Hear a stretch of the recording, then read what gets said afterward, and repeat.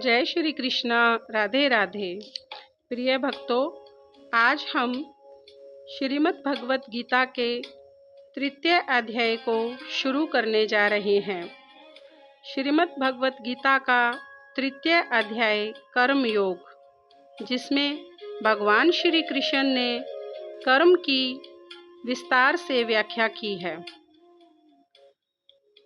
अर्जुन उवाच। अध्याय 3 श्लोक 1। अर्जुन उवाच।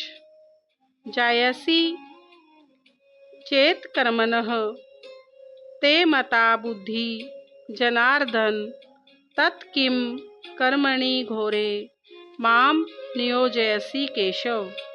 अर्जुन ने कहा, हे जनार्दन, हे केशव, यदि आप बुद्धि को सकाम कर्म से श्रेष्ठ समझते हैं तो फिर आप मुझे इस घोर युद्ध में क्यों लगाना चाहते हैं।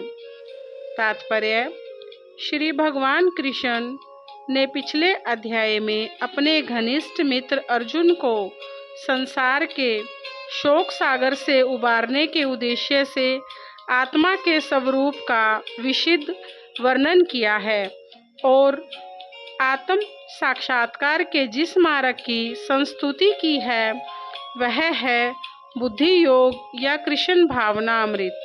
कभी कभी कृष्ण भावनामृत को भूल से जड़ता समझ लिया जाता है और ऐसी ही भ्रांति अर्जुन को भी हुई। इस भ्रांति में मनुष्य यह समझता है कि भगवान श्री कृष्ण के नाम का जप करो और पूर्णतया कृष्ण भावना भावित होने के लिए प्राय एकांत स्थान में चले जाओ।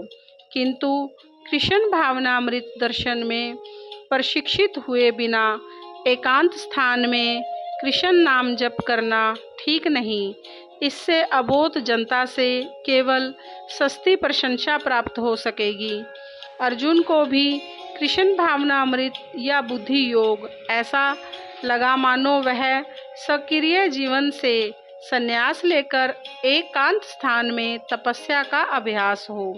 दूसरे शब्दों में वह कृष्ण भावनामृत को बहाना बनाकर चातुरी पूर्वक युद्ध से जी छुड़ाना चाहता था।